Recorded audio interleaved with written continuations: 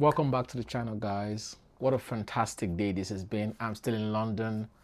I I was opportune. I was able to attend the Arsenal parade, and for me, as a fan who's followed this club pretty much all my life, witnessing a trophy parade by Arsenal in person is gonna go down as one of the most greatest things that's ever happened to my life. Honestly, you have to see it to really understand what I'm talking about. Arsenal is a massive club. I just saw a report that Met Police says this is the biggest turnout for a parade in the history of the UK. 1.5 over 1.5 million people. So this actually um, is bigger than Liverpool's last year. So, but just being there, I remember. I mean, I got there around 12.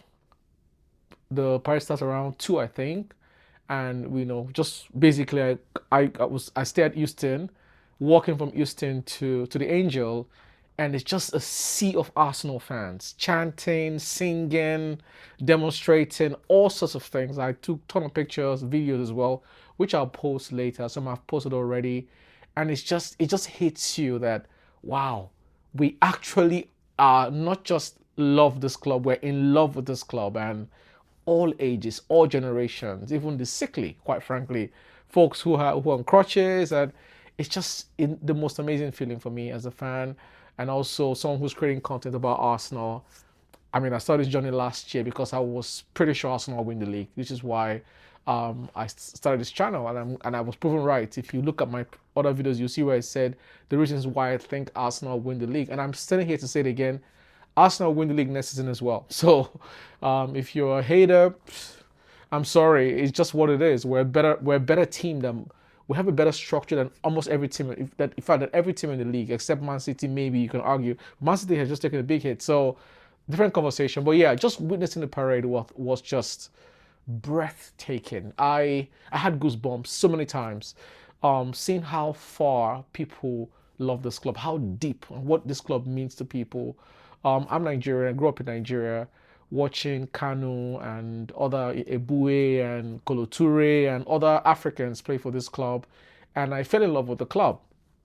And of course, Thierry Henry and all the other likes, Mikel Arteta, Santi Cazorla, Ozil, Aubameyang, players that I've really, really liked, who have come through the club, and witnessing that love from Nigeria and seeing it here in person is a different ball game. So for our my fellow Africans or fans outside the UK, it's not the same experience. The experience here, being on ground, being around that many Arsenal fans, is just it's ecstatic. That's just like a better word. I can't speak. It's spiritual. It's just something else. It's absolutely I you know, so many times I just got caught up, emotional. Like, I was a wreck today.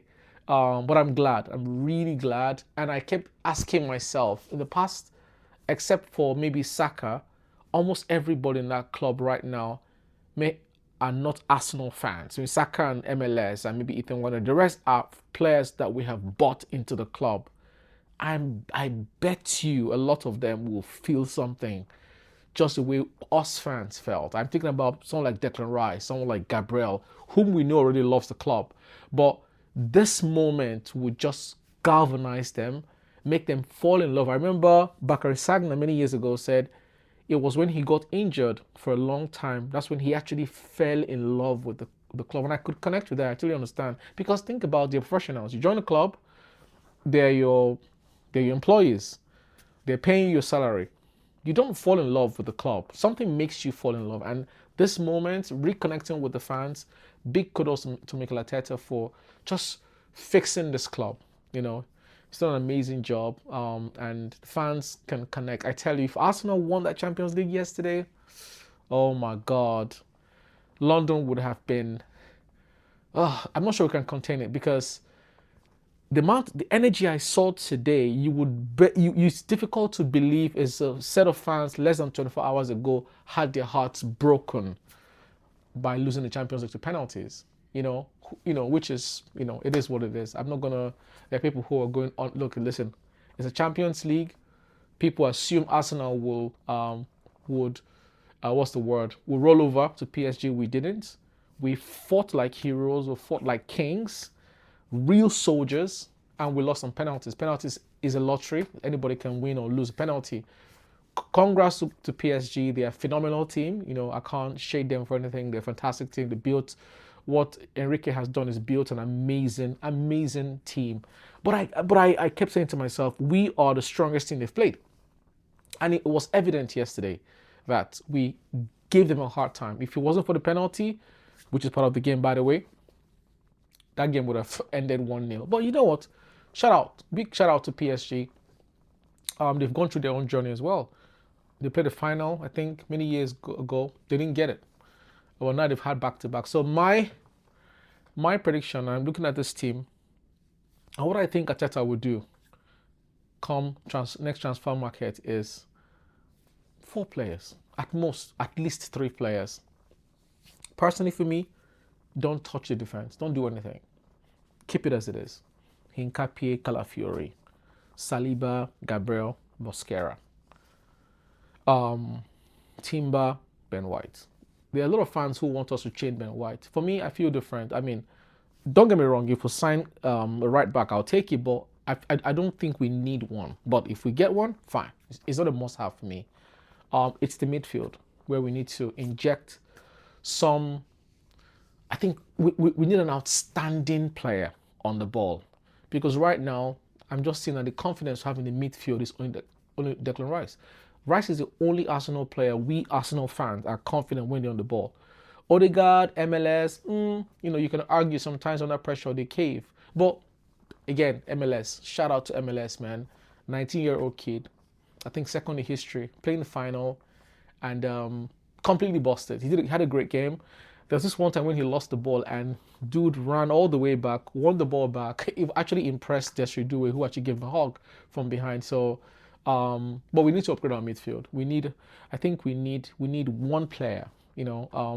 For me personally, I will go for Elliot Anderson.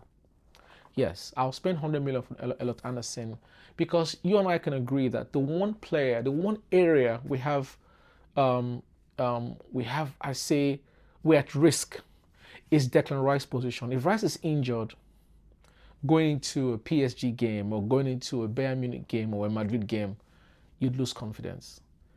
It's a single point of failure. So if Declan Rice is injured, we're screwed. So for me, I will sign a player like Elliot Anderson, who would equally start in our midfield. So basically provide competition for Zubimendi. But I think if we sign Elliot Anderson, Rice will play less games, one.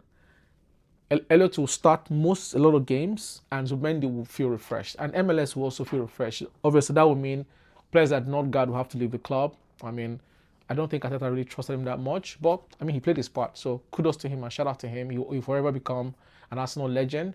You have on the left-hand side. Now, I mentioned Elliot Anderson. Another second option for me is Tonali. I think Tonali is going to be a great addition to this team, but it's up to Arteta. People are talking about Fernandes of West Ham. I think he's okay. I think he's a good player. I'm not sure about. I haven't watched him enough, put it that way. He had a great game against Arsenal, and I've seen a few flashes here and there. I don't know how it will look, but for me, my first choice, Elliot Anderson. Second choice, Tonali. Third choice, Fernandes of West Ham. Now, on the left-hand side, for sure, upgrade.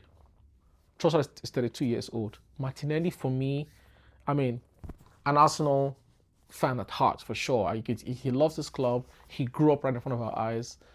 Martinelli, for me, I think has plateaued. He's great off the ball. I get that. But you could watch PSG. What PSG has over us, they have what we call game changers.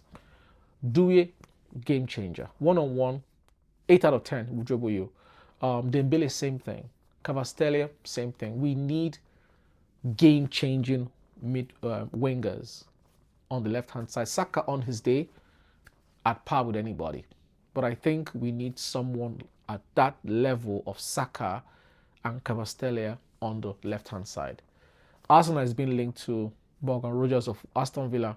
I think he's a good player. I think he's not world class yet, but he's a player who has the ceiling to become world class in the next 2 3 years if he continues to play the way he is.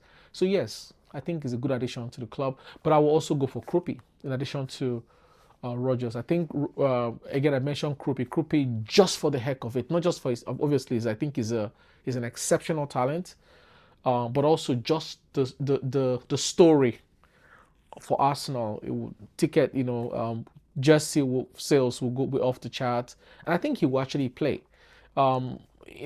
People want Alvarez. Alvarez is too expensive for Arsenal. I won't spend 120 million on one player in the attack when I can buy two players. Yeah, so those are being my additions. So I will sign three players. If Arteta did that, I think going to next season, we have just improved the squad. Defense stays as it is. Midfield will add one solid bite in that midfield, someone who can push Declan properly, and a good ball carrier, someone who is clever, someone who we can be confident when they have the ball, just as we have for Declan Rice, and a powerhouse winger. I think, like I mentioned, Morgan Rogers for me is a good player. He's excellent. Has an eye for goal. Krupi, excellent. I won't touch the front, the number nine, excuse me, position. I think between Gyökeres, Havertz, and Merino, they'll figure it out. Depending on what Arteta wants to play. I think I see a lot of strength there, power there. I see goals there as well. Havertz was, Havertz. He just unpredictable, weird footballer, very weird, has his moments, but he actually scored. Dude is just unpredictable, very difficult to defend against. I just watch him, he's like, but this guy is a nightmare to play against. Of course, he can be better with his other touches here and there. But yeah, so the season is officially over. I think the next set of things will just be now focus on the World Cup and maybe transfer stories. But those are my transfer preference for Arsenal. Three players. Leave the defense as it is. Don't do anything to it. Don't sign a right back. But if we did sign, great. Bring in three players for me. Bring in, if possible, Anderson or Tonali or Fernandes. On the wing, bring in Rogers and Krupi. Maybe it's time to say goodbye to Martinelli. He's run his race, but I think he has plateaued. And he's young, so we can get some money off of him as well. I think Noni Madueke and Saka complement each other well. Now, you all know, I'm not a big Noni Madueke fan. I felt it was a missed opportunity for us. We should have signed Semenyo, but he's an Arsenal player. He's a gunner. We're going to support him. He's here. And I think he has a lot to prove next season for Arsenal fans. I thought he was exceptional when he came in yesterday, by the way.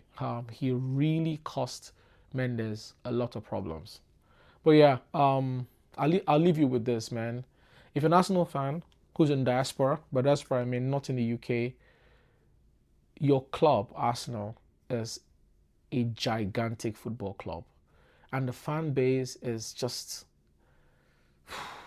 what's the word? Organic and natural. And, you should be proud. I was very proud of the game yesterday, even though we lost. I was very proud of my team. Very proud. We fought like soldiers, and on another day we could have won that game, even on penalties. Like, it's a lottery. But yeah, shout out to Gabriel, to Eze and Mosquera. I know people are gonna attack them. No need for that. These boys, they're gonna come stronger next year. I think this moment. Think about it. The last three seasons we finished. The last three seasons here before this, we finished second. It was the pain of that second that powered the team to here, to win the championship.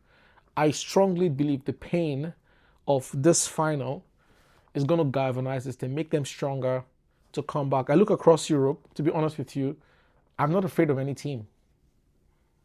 Nah, there's no single team in Europe I say I'm afraid of. Even PSG I'm not afraid of. If we sign the players we're supposed to sign, make the additions we're supposed to make, bring it on. Bring it Bayern, bring it Real Madrid, bring it Barcelona, bring it on. Bring it English teams as well. But yeah, I'm very proud as an Arsenal fan, and it's also worth it. And if you're an Arsenal fan, celebrate. This is amazing. It's been an amazing season. We've broken every record there is to be broken. It's just phenomenal. Oh, by the way, a fan gave me this at the stadium at the Emirates on Saturday. No, on Saturday, yeah, 2 Saturdays ago, and I thought it was just pure love. I was interviewing fans at the stadium, and someone gave this to me, and thank you so much. But yeah, thank you all. I really appreciate the journey. Please like, subscribe. It's a growing channel. I'm not going to stop. I'm going to keep going, hoping to be part of Arsenal preseason this year, wherever when it's announced. And if you're there, I'll see you there. Thank you all. Enjoy, and see you soon. Cheers. Bye bye.